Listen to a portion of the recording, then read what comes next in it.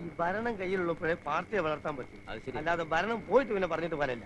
Party വളർത്തലും അച്ചടക്കം കൂടി ഒരുമിച്ച് പറഞ്ഞാൽ എന്താ ചെയ്യാ? അതാണ് പ്രശ്നം. പാർട്ടി എന്നൊക്കെ പറഞ്ഞാൽ കുറച്ച് അച്ചടക്കമൊക്കെ വേണമെന്നാണ്. പ്രസിഡന്റ്, ഈ ചൂട്ട് എന്താ ചെയ്യണ്ടേ? ചൂട്ട് നീ കുറേശ്ശെ തിന്നോ. കുത്തി കിടത്തടായി. ഒരു ചൂട്ട് എന്താണെന്ന് അറിഞ്ഞുകൂടാത്തവനാണ് ജനസേവനത്തിന് ഇറങ്ങിയിരിക്കുന്നത്. ഇതായിരിക്കും KRPയുടെ അച്ഛൻ. അച്ഛന് മനസ്സിലായില്ലേ? KG പൊതുവാൾ ഞങ്ങളുടെ മണ്ഡലം പ്രസിഡന്റ്. എന്ത് ചോദ്യാണ്, അറിയാണ്ടിരിക്കോ? പ്രത്യേകിച്ച് മാനങ്കര മണ്ഡലത്തിൽ ഒരു വോട്ടർ. നമ്മുടെ പേരെന്താണ്? രാഘവൻ നായർ. മിസ്റ്റർ രാഘവൻ നായർ, ഈ പയ്യനുണ്ടല്ലോ KRP, മിടുക്കനാ. ഇവൻ വലിയവനാകും. ചൂട്ട് കത്തിക്കട്ടെ. ഞങ്ങള് ഒരു വലിയ സന്തോഷ വാർത്ത അറിയിക്കാനാണ് ഈ രാത്രി ഇങ്ങോട്ട് വന്നിട്ടുള്ളത്. എന്താണാവോ? INSPയുടെ ഭാരതയാത്രാ ഫണ്ടിനുള്ള പണപ്പിരിവ് ഉടൻ തുടങ്ങിയ. അത് സാരല്ല, 5000 10,000 എത്രയാണെന്ന് വെച്ചാൽ KRP ഏൽപ്പിച്ചാൽ മതി. അതല്ല ഞങ്ങൾ പറയാൻ വന്നേ. യശ്വന്ത് സഹായിജി ആണല്ലോ ഭാരതയാത്രാ സംഘത്തിന്റെ നേതാവ്. ആരാ? കേട്ടിട്ടില്ലേ? INSPയുടെ ക്യാമ്പയിൻ ജോയിന്റ് സെക്രട്ടറി യശ്വന്ത് സഹായിജി. ഞാൻ കേട്ടിട്ടില്ല.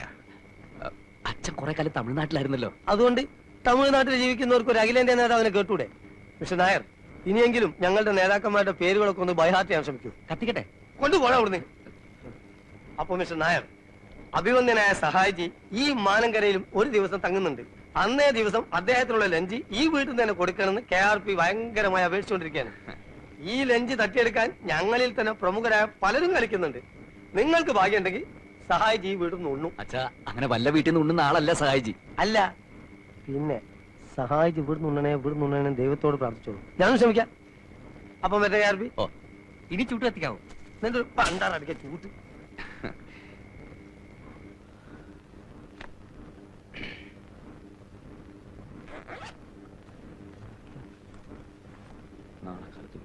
പ്രകാശ. എന്താ? അല്ല, നിന്റെ നേതാവ് വേറെന്തോ ഒരു പേരാണല്ലോ നിന്നെ വിളിച്ചത്.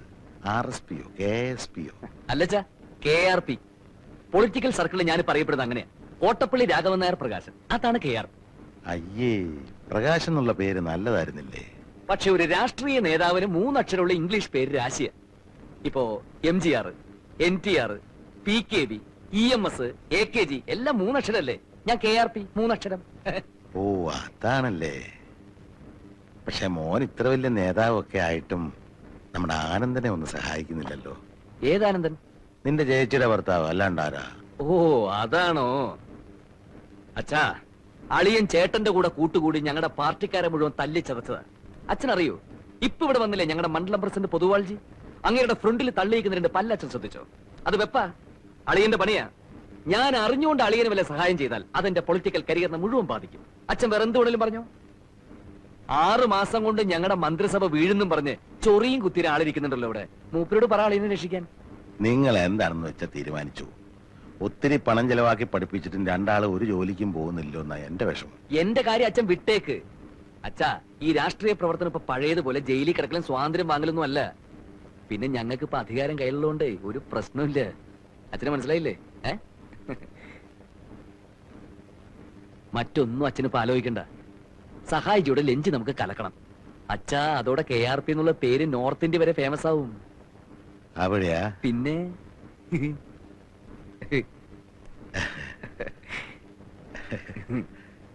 അവര് പറയുന്നത് മുഴുവൻ വിശ്വസിച്ചോ? എനിക്കെന്താ, ഫേമസ് ആകും അത്രേ. അവരെ എങ്ങനെങ്കിലും നിർബന്ധിച്ച് ജോലിക്ക് വിടാനല്ലേ ഞാൻ നിങ്ങളോട് പറഞ്ഞത്. എടീ, ഞാനൊരു കാര്യം തീർത്തു പറയാം. നമ്മുടെ മക്കൾക്ക് എന്നെക്കാളും നിന്നെക്കാളും ബുദ്ധിയുണ്ട്. നമ്മൾ മനസ്സിൽ കാണുമ്പോ അവർ മരത്തിൽ കാണും. നിനക്കറിയാവോ, ട്രാക്ക് മാറി ഓടിയ തീവണ്ടിക്ക് സ്വന്തം കുപ്പായ ഊരി കത്തിച്ച് സിഗ്നൽ കൊടുത്തവനാ ഞാൻ.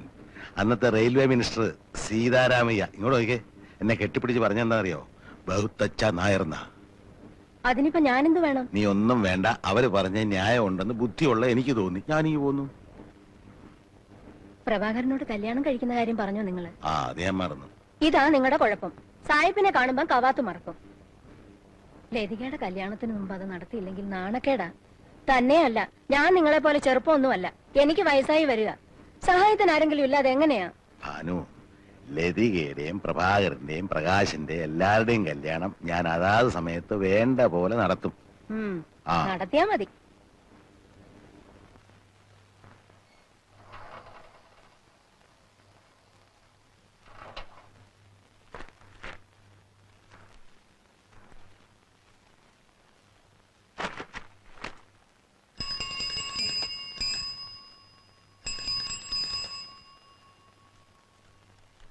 ആ ഇതാ ബില്ല്.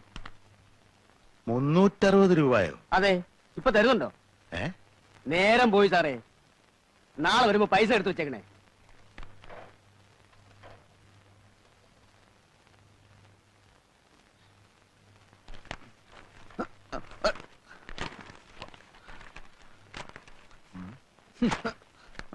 ആരാ മക്കളെ ഇത്രയും പത്രങ്ങൾക്ക് പൈസ കൊടുക്കുന്നത്? അമ്മയാണച്ചാ. മാസം 360 രൂപയോ? അവൻ വരുത്തുന്ന മൂരാച്ചി പത്രങ്ങൾ നിർത്തിയ കച്ച.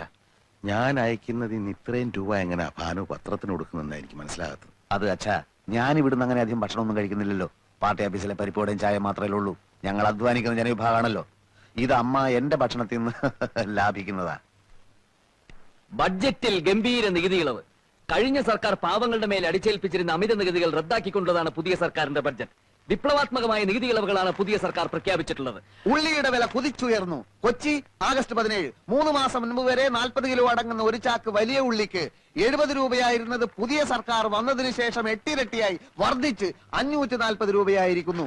പാവങ്ങൾ ഇനി അങ്ങോട്ട് ഉള്ളിയില്ലാതെ ജീവിക്കേണ്ടി വരുന്ന ഒരു സ്ഥിതിവിശേഷമാണ് സംസ്ഥാനത്ത് സംജാതമായിരിക്കുന്നത്. നിത്യോപയോഗ സാധനങ്ങളായ വെണ്ണ, ചീസ്, ചീപ്പ്, കത്രിക തുടങ്ങിയവയുടെയും വില കുറഞ്ഞു. പൗഡർ, സുഗന്ധദ്രവ്യങ്ങൾ, തുണി തിന്നാൻ ഉപയോഗിക്കുന്ന സൂചി തുടങ്ങിയവയുടെയും വില കുറച്ചു. ഇനി ജനങ്ങൾക്ക് രാവിലെ ഉച്ചക്കും രാത്രിയിൽ ഇഷ്ടം പോലെ സൂചി വാങ്ങി തിന്നാലോ. അച്ഛ, ഇത് കണ്ടോ? ക്രമസമാധാന നില ആകെ തകരാറിലായിരിക്കാണ്. പോലീസ് നിർവീര്യമായി നിൽക്കുക. പഴയ സർക്കാർ തന്നെയാണ് അധികാരത്തിലിരിക്കുന്നതെന്ന് കരുതിയാണ് പോലീസിന് യാതൊരു ജാഗ്രതയും ഇല്ലാത്തതെന്ന് മുഖ്യമന്ത്രി. എല്ലാം ശരിയായി വരാൻ കുറച്ച് സമയം പിടിക്കും. ഇന്ന് സ്കൂൾ സമരം വല്ലതും ഉണ്ടോ പത്രത്തില്? ഇന്നൊന്നും കാണുന്നില്ല.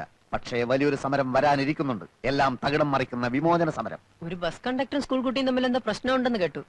ഇന്ന് സമരമൊന്നും ഇല്ലല്ലേ? കഷ്ടായിപ്പോയി.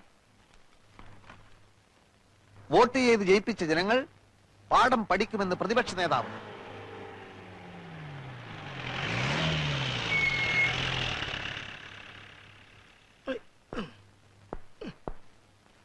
വരാനുള്ളത് വല്ല വിധേനയും വഴി തങ്ങുന്ന് കരുതി, പക്ഷെ നടന്നില്ല. കാലിന് എന്ത് പറ്റിയാണെന്താ? കാലിനെ പറ്റിയത് വെളിയിൽ നിന്നുള്ള കാഴ്ചയാ. ഷർട്ടൂരിയാൽ ദേഹാസകലം നീലിച്ച പാടുകളാ. ദോഷം പറയരുതല്ലോ. വളരെ ബുദ്ധിപൂർവമായ നീക്കത്തിലൂടെയാ അവരെന്നെ പെരുമാറിയത്. INSPയുടെ ജാഥയ്ക്ക് നേരെ കല്ലേറുണ്ടാവുന്നും പ്രൊട്ടക്ഷൻ കൊടുക്കണമെന്നും സർക്കിൾ എന്നെ വിളിച്ചു പറഞ്ഞു. പക്ഷെ ജാഥയ്ക്ക് നേരെ കല്ലേറുണ്ടായില്ല, എനിക്ക് നേരെ ഉണ്ടായി. എല്ലാ ഏർപ്പാടുകളും ഇവര് തന്നെ ചെയ്തതാ. ഏറ് തുടങ്ങിയ പിന്നെ ജാഥ അക്രമാസക്തമാവുമല്ലോ. അക്രമാസക്തമായി. എല്ലാ അക്രമവും എന്റെ നേരേക്കായിരുന്നു എന്ന് മാത്രം. ഞാനും വിട്ടുകൊടുത്തില്ല. സർവശക്തിയും സംഭരിച്ച് ഞാൻ ഓടി. ഒരു തോട്ടി ചാടി. തോട്ടിലൂടെ 7 കിലോമീറ്റർ ഒഴുകിച്ചെന്ന് ഒരു കരക്കടിഞ്ഞു. സന്തോഷമായല്ലോ. താനും തന്റെ പാർട്ടിയിൽപ്പെട്ട സകല ഡൂക്ലികളും കാണിച്ചെന്ന എല്ലാവരെയും എന്നാൽ കഴിയുന്ന വിധം ഞാൻ തല്ലി. ഒരളിയനോട് ഇങ്ങനെ തന്നെ വേണം പെരുമാറാൻ. 6 മാസത്തിനകം ഈ സർക്കാർ നിലംപതിക്കും. എനിക്കിനി മേലും കീഴ് നോക്കാനില്ല. പ്രമോഷൻ, CMന്റെ സെക്യൂരിറ്റി ചീഫ്, എന്തെല്ലാം പ്രലോഭനങ്ങളായിരുന്നു. നേര് പറഞ്ഞാൽ ഞാനിവിടെ വന്നത് നിന്നെ കാണാൻ വേണ്ടിട്ടാ. ഇടിവെട്ടിയവനെ പാമ്പ് കടിച്ചെന്ന് പറഞ്ഞ കൂട്ടത്തില് തല്ലും മേടിച്ച് സ്റ്റേഷൻ ചെന്നപ്പോ അവിടെ കിടക്കുന്നു മനോഹരമായ ഒരു ട്രാൻസ്ഫർ ഓർഡർ. കാസർഗോഡ് ജില്ലയിലെ ഏതോ ഒരു കാട്ടിലേക്ക്. പറയാൻ എനിക്ക് അർഹതയില്ല.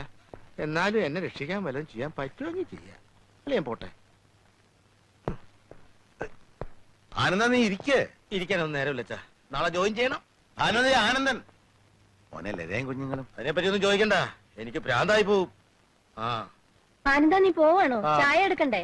വേണ്ട വേണ്ട, അയ്യോ, നിന്റെ കാലിലെന്ത് പറ്റി? ഒന്നും പറ്റിയതല്ല. ഞാനേ ഒരു നാടകത്തിൽ ചട്ടുകാരനായിട്ട് അഭിനയിക്കുന്നുണ്ട്. അതിന്റെ റിഹേഴ്സൽ എടുത്തോണ്ടിരിക്കുക.